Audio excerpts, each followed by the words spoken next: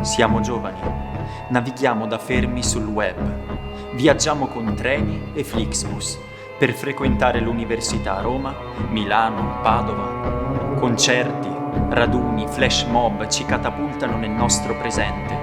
Tutto scorre veloce, tutto cambia con un click. Verissimo, ma alle feste di paese, quelle che si ripetono ogni anno, il tempo sembra fermarsi, eppur ci travolge, perché sono forse le uniche occasioni in cui si radunano tutti, in famiglia e in comunità, giovani e bambini, adulti e anziani. Abbiamo voluto capire come e perché, attraverso un viaggio in Alto Friuli alla scoperta delle radici delle feste. Quelle che nell'antica civiltà contadina scandivano il duro lavoro, concedendo rari momenti di svago e creatività. Un viaggio attraverso le storie di 7 feste, quasi tutte ancora praticate, tra originarietà e innovazione, che da dicembre a settembre sottolineano l'atteso valore della rinascita con la bella stagione. 7 feste per 7 emozioni.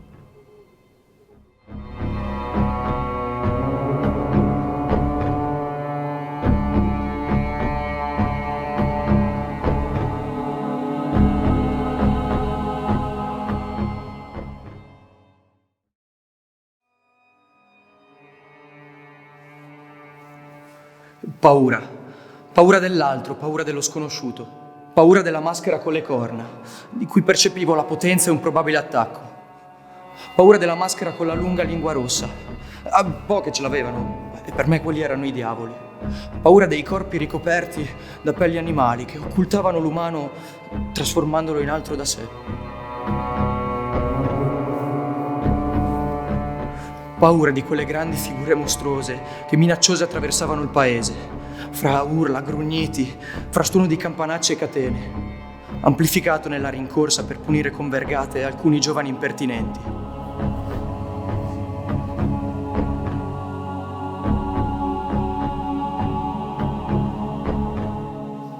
È il ricordo dell'emozione provata quando da bambino mio padre mi ha portato per la prima volta a Malborghetto il 5 dicembre per la sfilata dei Krampus.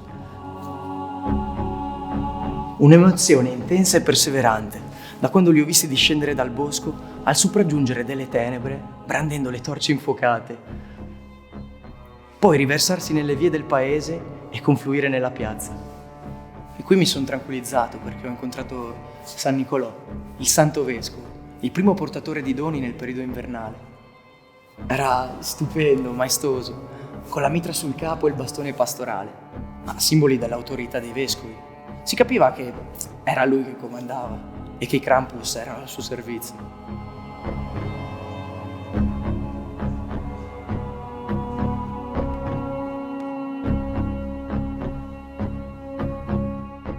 San Nicolò consegnava doni ai bimbi che gli promettevano di dire le preghiere e di essere buoni. I Krampus invece ci ammonivano con lo spavento e le minacce. E poi se ne sono andati via e ci hanno lasciati soli con San Nicolò. Però li sentivamo, giravano nei dintorni. Poi li ho ritrovati lungo le vie. Erano così selvaggi e autonomi. E poi ho capito che la festa era per loro. Poi sono cresciuto. Più volte ho ripensato a quella paura provata da bambino. Sono tornato più volte a Malborghetto il 5 dicembre. Ho partecipato con altro sguardo e altro sentire, cercando di capire il significato di questo rito che odora di ancestralità e affonda le radici nella notte dei tempi. Mi sono informato e ho scoperto che i Krampus rappresentano un ottimo esempio di tradizione che si innova scavando in temporalità ancora più lontane. I Krampus che si attestano in Val Canale, quasi fino alla fine dello scorso millennio, sono diavoli domati da San Nicola nell'eterna lotta tra bene e male. Ricoperti di pellicce rosse o nere perché passati tra le fiamme dell'inferno, ingobbiti dalla sottomissione, dal peso della gerla e delle catene. Le loro sfilate si sono sviluppate in Tirolo nel corso del XVIII secolo. Infatti, il termine Krampus deriva dal tedesco Kramp, che significa artiglio.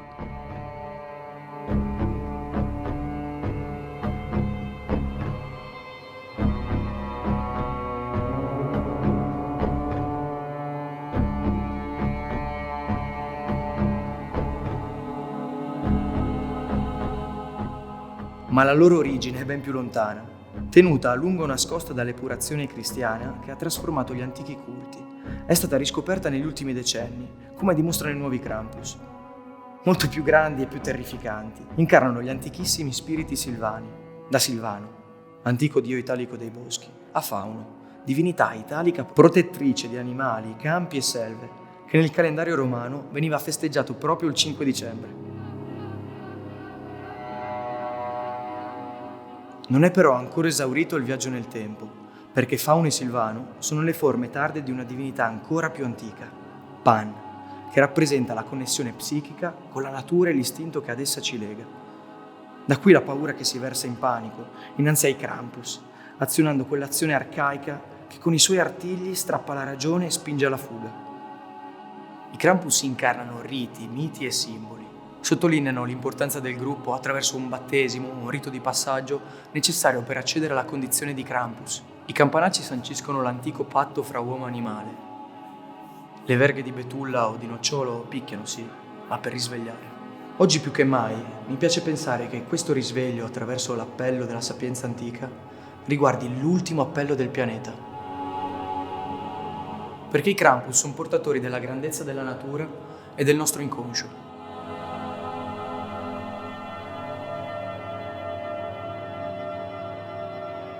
Sollecitano la paura dell'ignoto, la paura dell'altro, in un dialogo ancestrale, necessario come il buio senza il quale non potremo vedere la luce.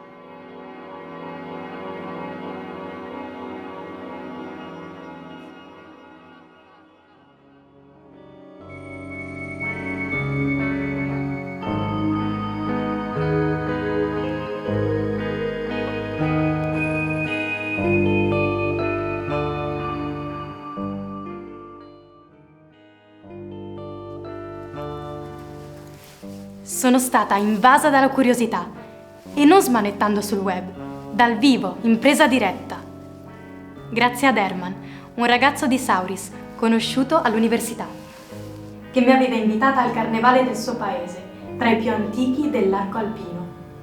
Mi aveva scritto: ci vediamo il sabato prima del martedì grasso, al raduno di Sauris di sopra, e ci saranno anche gli amici che hai conosciuto da me. Da lì, mascherati e spettatori, fanno il giro del paese e scendono in corteo lungo un percorso nei boschi e nei prati. Devi venire, assolutamente. È bellissimo e ci divertiremo un sacco. È stato splendido e coinvolgente, ma di Herman e i suoi amici nessuna traccia.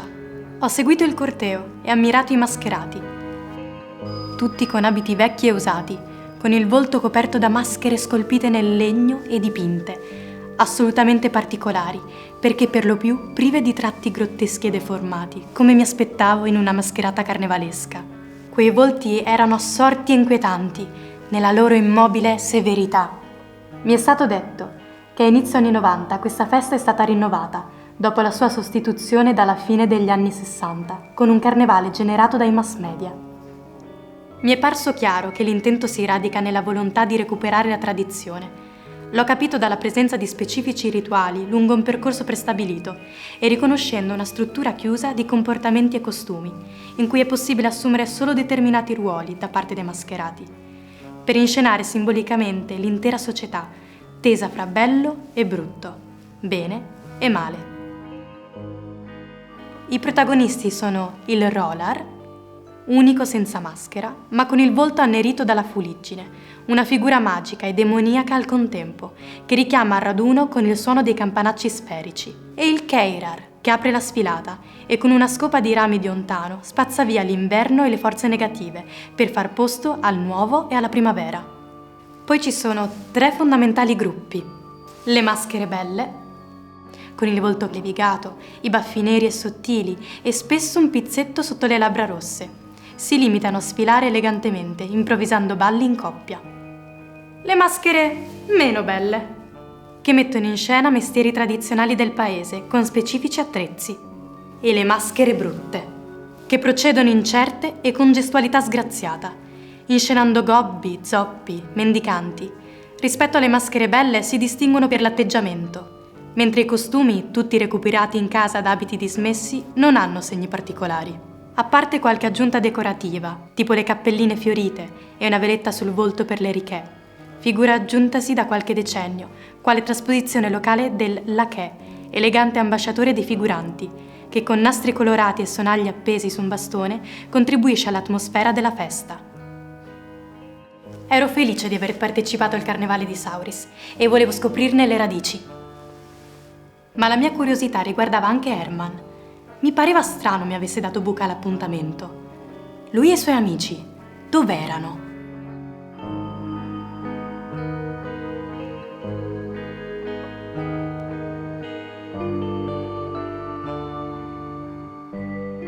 Ma certo, mi son detta, saranno fra i mascherati. E così è scattata la curiosità legata alla ricerca dell'altro. Ma sotto quelle immobili maschere lignee e dietro gli atteggiamenti dettati dal cerimoniale non ne ho riconosciuto nemmeno la gestualità.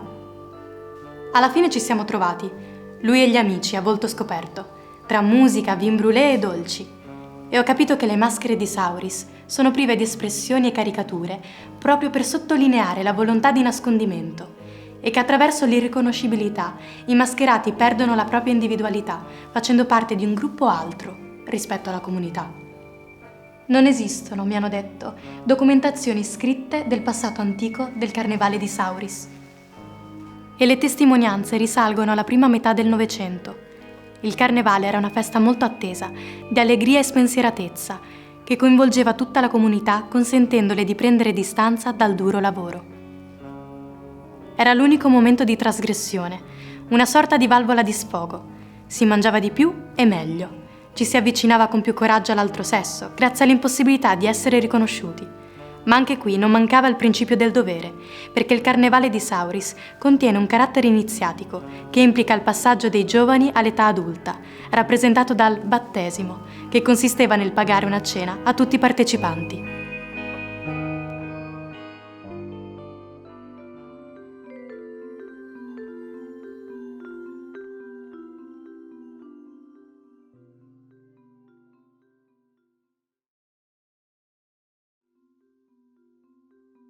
Vestita da principessa. Avevo 6 anni, quando per la prima volta i miei genitori mi hanno portata al carnevale di Resia. Ricordo di aver sgranato gli occhi di fronte alla meraviglia di quei grandi cappelli, pieni di fiori, portati da donne e ragazze vestite di bianco, con ampie gonne, arricchite da nastri colorati. Mi sentivo immersa in una fiaba, attorniata dalle principesse dei prati. L'anno scorso ci sono tornata, con amici che hanno parenti a Resia.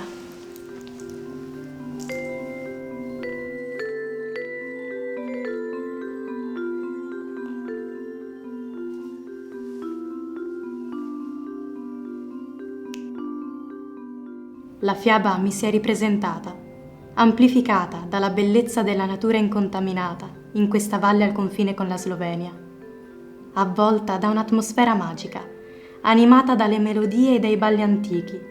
La meraviglia è tornata in me, come un'improvvisa sorpresa dell'anima.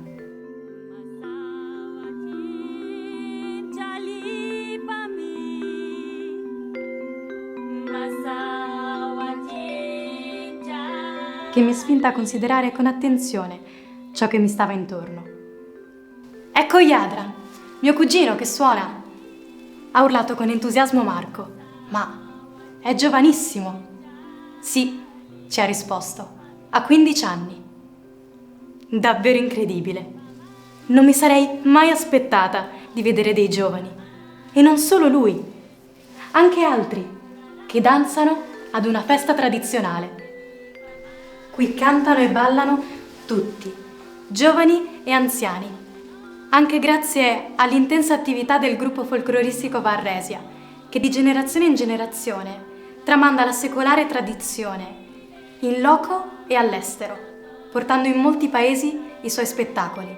Sin dal 1838, quando una delegazione di musicisti e danzatori si recò a Udine in occasione della visita dell'imperatore austriaco Ferdinando I e della sua consorte, per testimoniare la ricca tradizione musicale coreutica della valle. Una tradizione che risale sin dai primi insediamenti della comunità resiana, nel VI secolo d.C., e che nel carnevale inscena tutta la sua empatia e simbologia. In passato a Aresia, così come in Carnia e in tutto l'arco alpino, i festeggiamenti carnevaleschi iniziavano con l'Epifania, che con l'accensione dei grandi falò promuoveva il ritorno della luce dopo il solstizio d'inverno. Aresia affiora ancora oggi il legame con questa simbologia, quando il mercoledì delle ceneri conclude il carnevale con il rogo del fantoccio. Detto Babaci, rappresenta il male da eliminare, propiziando la nuova stagione con la fertilità dei campi e l'abbondanza dei raccolti. Dall'infanzia ricordavo solo tante principesse e cappelli di fiori. Ma qui, con i miei amici, ho notato anche figure camuffate, vestite con abiti vecchi, sgualciti, scuri. Alcuni con le vestaglie e le giacche a rovescio, alcuni con i visi anneriti dalla fuliggine. Sono i babaci, ci ha detto Marco. Sono le maschere brutte, che fanno da contraltare alle più note belle maschere bianche, che trasudano di meraviglia nell'alto cappello adorno di fiori di carta crespa colorata, arricchiti con pizzi e piccoli sonagli. Realizzato artigianalmente, ogni cappello è composto da più di 100 fiori. Nella sfilata i babaci precedono l'arrivo delle belle maschere bianche, a testimonianza della decadenza dell'inverno che lascia spazio a nuova vita. Insieme ribadiscono l'eterno conflitto tra bene e male, visivamente simboleggiato dal bello e dal brutto. L'elemento fondamentale del carnevale aresiano è rappresentato dalla danza, che si protrae per ore, anche nelle osterie. La rezianska è una danza di coppia in cui i ballerini, non necessariamente la tradizionale coppia uomo-donna, non danzano allacciati e non si toccano mai. Ognuno esegue variazioni individuali e deve avere sempre innanzi a sé un partner con cui danzando scambia il posto. La piccola orchestra è composta da solo 2 strumenti, il violino e il violoncello, che vengono modificati per rendere il suono simile a quello di una cornamusa, utilizzata in valle prima dell'avvento degli strumenti a corda. Ma osservando e ascoltando ci si accorge della presenza di un terzo strumento, il battito del piede di musicisti e danzatori, fondamentale per assicurare il ritmo di questo coinvolgente spettacolo.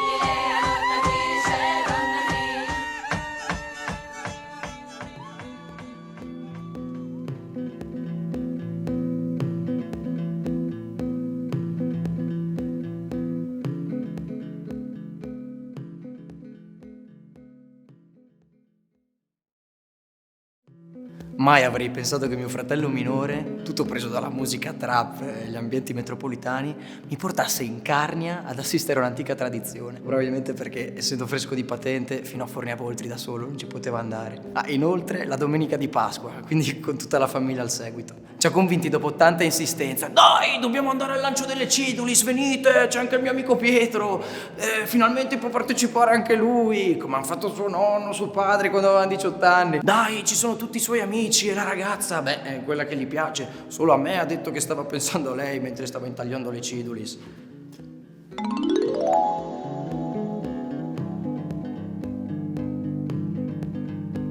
Ne valsa la pena, davvero. Il lancio con forza dai dirupi delle rotelle infuocate creava spettacolari traiettorie di luce e tutt'intorno si percepiva l'eccitazione, quell'emozione di slancio legata sia alla gioia sia alla paura generate dal fuoco. Niente a che vedere certo con i fuochi artificiali di oggi, ma a sorprendere è proprio la capacità di questa semplice tradizione di generare poesia. Poi abbiamo incontrato Pietro, raggiante, con quel sorrisone. Aveva incrociato quella ragazza, la ragazza che gli piace, che aveva anche capito il messaggio. I giovani correvano a raccogliere le rotelle ormai raffreddate. Gli anziani brindavano ricordando i tempi in cui i protagonisti erano loro. E nell'aria c'era il sapore dell'ottimismo. Un sapore che il lancio delle Cidulis, in Carnia, ma anche in altre località alpine, affonda le sue radici in tempi molto molto lontani. Quelli di Beleno, divinità celtica di natura solare. Assimilata ad Apollo, il dio che trainava il carro del sole.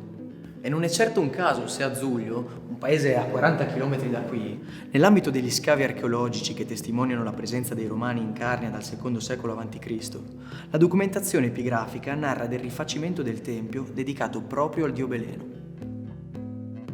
Sin dall'antichità il fuoco è stato caricato di valori simbolici e per questo venerato, custodito giorno e notte dalle vestali romane. In Friuli celebrato in direzione propiziatoria per la stagione della transumanza e, con il grande falò dell'Epifania, che ancora oggi indica in base alla direzione presa dal fumo il destino del raccolto a venire. Ho trovato anche altre informazioni, sentite qua. Il lancio delle cidulis, diffuso in tutta la Carnia, in date diverse, ma per lo più durante il solstizio d'inverno, spesso si sovrappone ad altri festeggiamenti, come il patrono del paese, il Capodanno, l'Epifania o la Pasqua. In ogni caso, mantenendo il suo carattere propiziatorio, per augurare la ricchezza della terra e buoni auspici per gli eventi futuri, soprattutto quelli legati alle unioni di coppia, quindi all'amore. Forse anche perché i risultati del raccolto e di tutto il lavoro a quei tempi erano legati anche alla buona conduzione familiare e alla prosperità del suo nucleo.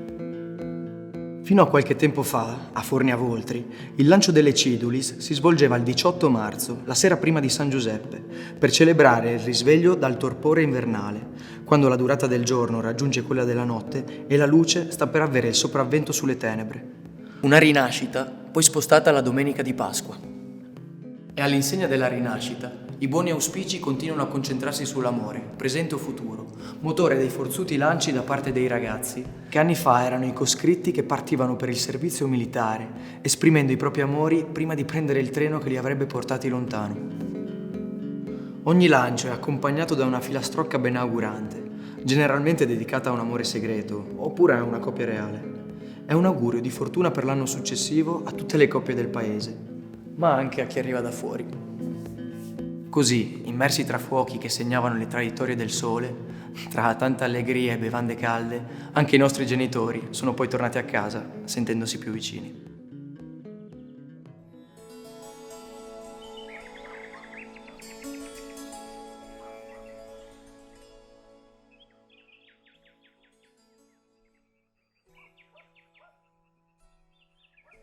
Sono fissata con le erbe, con il loro potere terapeutico ed il benessere attinto direttamente dalla natura. E allora smanetto nel web, alla ricerca di news, di istruzioni per tisane e decotti, impacchi e rimedi. Tra un sito e l'altro mi si è aperta una finestra sulla festa delle erbe di Forni di Sopra e ovviamente a giugno ci sono andata, trascinando le mie amiche.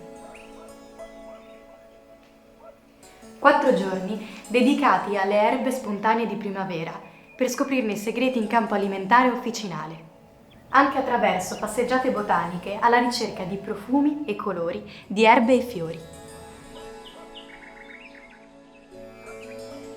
È stata un'empatica immersione nel verde, sulla scia di una memoria di tempi antichissimi, quando già da maggio si celebrava l'apertura dell'estate con feste dedicate a Cerere, la dea dei campi, e a Flora, la dea dei prati.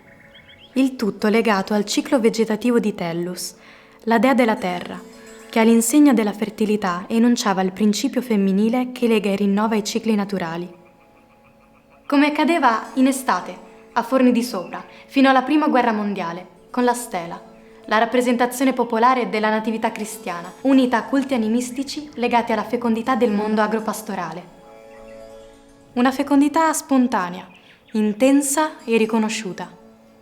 Basti pensare che sin dal 1500, tra i rigogliosi prati di Forni, la Serenissima Repubblica di Venezia si approvvigionava di erbe spontanee a fini farmaceutici e gastronomici. La festa delle erbe è legata anche alla memoria della magica notte di San Giovanni, che dopo il solstizio d'estate, quando la natura ha raggiunto l'apice della sua rigogliosità, inscenava 2 fondamentali riti di buon auspicio verso l'estate della siccità e dei temporali.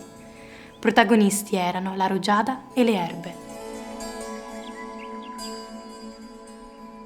Dopo aver assorbito la magica rugiada di quella notte, erbe e fiori venivano raccolti dalle guaritrici popolari all'alba. Mentre la primogenita di ogni famiglia, con la rugiada bagnava il rametto di viburno appena raccolto ai margini del bosco, che così si trasformava in uno strumento contro i malefici, per le pratiche esoteriche affidate alle donne.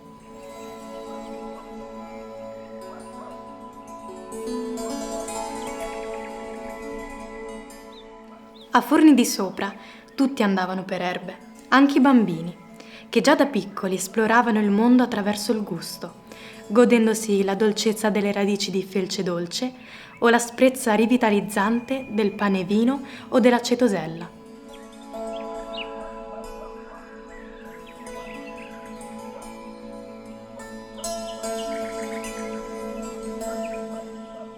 Erano però le donne a scegliere e a raccogliere le erbe. Sapevano che le erbe primaverili assolvevano due importanti funzioni: la nutrizione e la depurazione.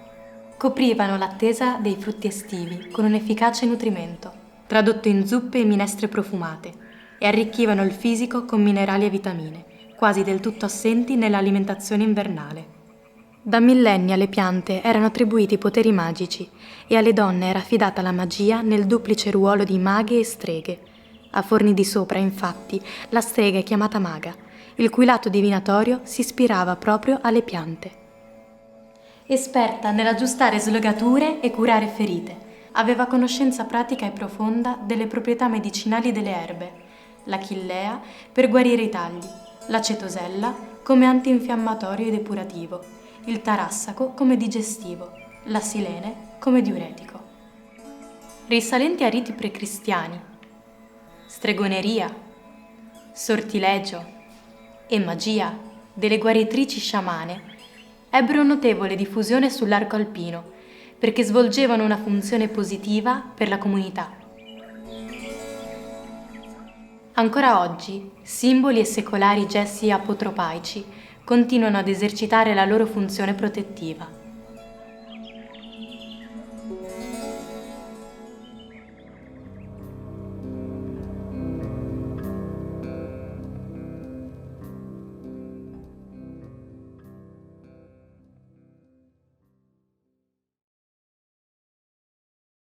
Anni fa, sarò stata in prima o seconda superiore, mio padre voleva portarmi a Lauco, alla festa del pastore, quando ancora si faceva. Una festività dedicata ai prodotti caseari e alle attività agropastorali. Non mi andava. E lui ha cercato di convincermi. Gli animali sono addobbati con i fiori e le erbe. Le persone si sfidano alla gara di spalcio con gli attrezzi di un tempo. Puoi assaggiare il latte appena munto e i formaggi. A quell'età ci si riversava nei centri commerciali e l'idea di trascorrere una giornata in Carnia, in mezzo alla natura, non mi attraeva, quindi non ci sono andata. Più tardi, dopo qualche anno di università a Milano, tornare in Friuli è stato come prendere una boccata d'aria. Con alcuni amici ho iniziato a girare nei paesi dell'Alto Friuli per scoprire le radici di questo benessere. C'era un ottimo motivo per far festa a Lauco. Si festeggiava il pastore e ancor prima le mucche, di rientro dalla monticazione estiva. Si festeggiava dunque lo spostamento noto come transumanza verso gli alti pascoli, che da fine giugno a settembre spingeva bovini e ovini sulle malghe e famiglie negli stavoli in alta quota a produrre e consumare foraggi alpini. Una secolare epopea di generazioni di montanari che anno dopo anno hanno aperto squarci nella foresta, trasformandola in una montagna giardino. Una montagna giardino che diventava paese e ripeteva lassù le antiche forme della vita comunitaria. Le donne a falciare, i ragazzini a guizzare sugli slittini da prato, i ragazzi con le pecore al pascolo, i nonni a fumare trinciato e fiori secchi con la pipa.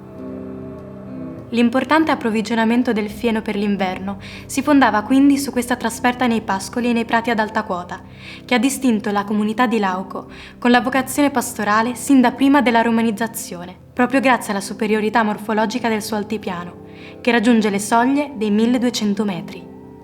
Pascoli e prati davano alimento al bestiame, bovini e ovini che producevano il latte e assicuravano la sussistenza. Era molto stretto il legame tra famiglie e animali, fino agli anni 50 del Novecento. Un legame fondato sulla gratitudine, verso il bestiame e l'intera comunità che li curava. Ed era questa gratitudine a dare il sapore vero dell'esistenza. Perché essere grati significa considerarsi fortunati e felici di ciò che già si possiede.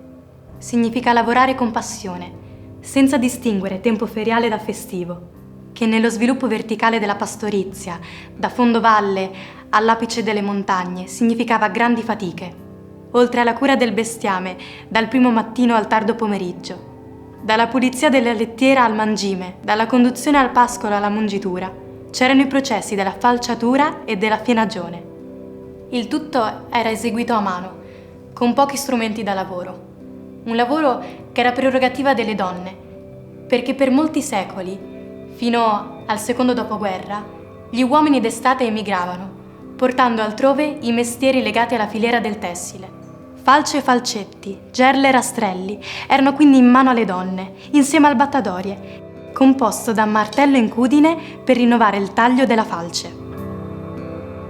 E al refe, elemento in legno al quale legare il carico. La fienagione prevedeva taglio e raccolta repentini. L'erba tagliata con la falce per essere ben essiccata veniva girata almeno 2 volte nell'arco di 2 giorni e poi distribuita con rastrello in liste regolari, dalle quali si raccoglievano piccoli cumuli da trasportare con la gerla o con i refe. La festa settembrina del pastore o della transumanza festeggiava dunque l'importante raccolta del fieno e il ritorno alla vita di paese, al raccolto dei campi, al governo delle stalle, in attesa della neve, che aprendo la via alle slitte permetteva su rapide mulattiere il vertiginoso trasporto a valle del foraggio alpino prodotto d'estate.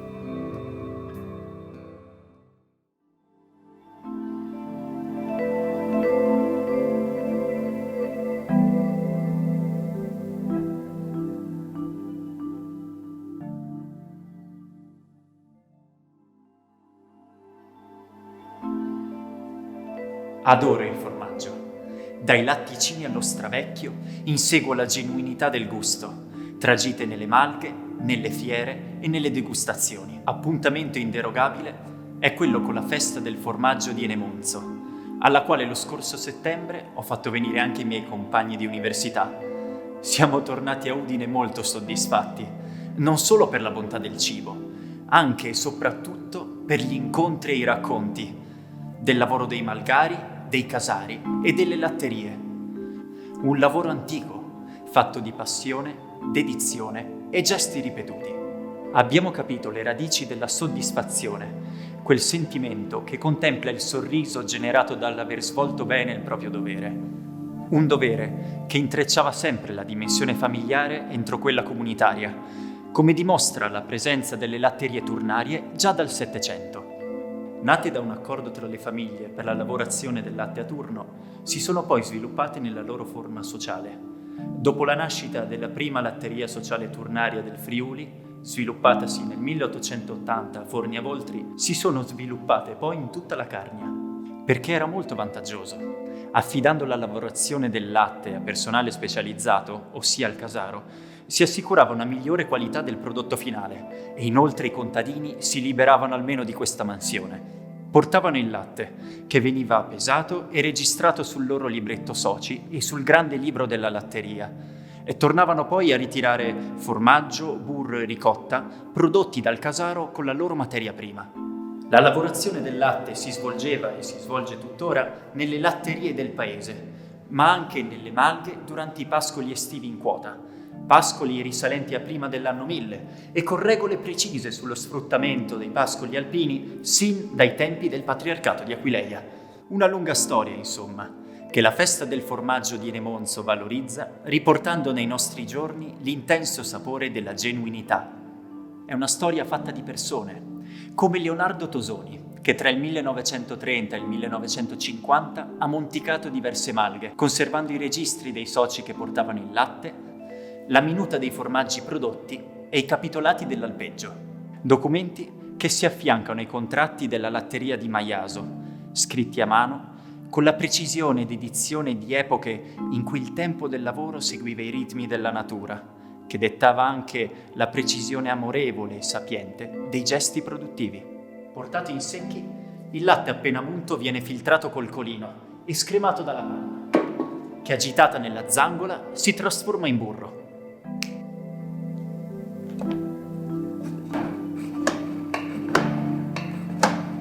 Normalmente il panetto di burro era da 1 chilo, 1,5 chili, ma nella latteria di Maiaso si arrivava a farne fino a 5 chili nei grandi stampi chiusi a scatola. Il latte filtrato viene versato nella caldaia fino a 33-35 gradi e poi mescolato. Poi il casaro aggiunge il caglio, ottenuto dall'intestino di mammiferi lattanti, che innesca la coagulazione. Successivamente la massa ottenuta viene frantumata e rimessa nuovamente a cottura fino a 45-48 gradi, spurgata per 20 minuti, rimessa negli stampi e pressata. La mia passione per la genuinità mi ha fatto incontrare 2 formaggi nella cucina gourmet ed è stato fantastico scoprire che la loro patria è proprio in Emonzo. Il primo è il Formadi Salat, originario della Val d'Arzino, dove lo chiamano asino. Negli anni 50 del Novecento, Giacomo Rugo, originario di quella valle, lo trapiantò ad Enemonzo, diffondendolo poi lungo una tradizione che contraddistingue ancora oggi la sua famiglia. Prodotto unico perché stagionato in tini, immerso in una salamoia di sale, latte e panna, che come la madre delle antiche acetaie rimane la stessa e si tramanda di generazione in generazione, conferendo alle forme morbidezza e intensità di sapore. Conosciuto come riserva di cibo durante i rigidi mesi invernali, questo formaggio testimonia come da un'economia di sopravvivenza si possa ottenere un prodotto davvero speciale. Stessa cosa di necessità che si fa virtù si può dire per il Formadi Frant, che significa frantumato. Nato allo scopo di recuperare e conservare formaggi non idonei alla stagionatura, ancora oggi a Enemonzo lo si ottiene mescolando formaggi di diverse età, frammentati a pezzettini, impastati a mano, aggiungendo sale, pepe, panna e latte.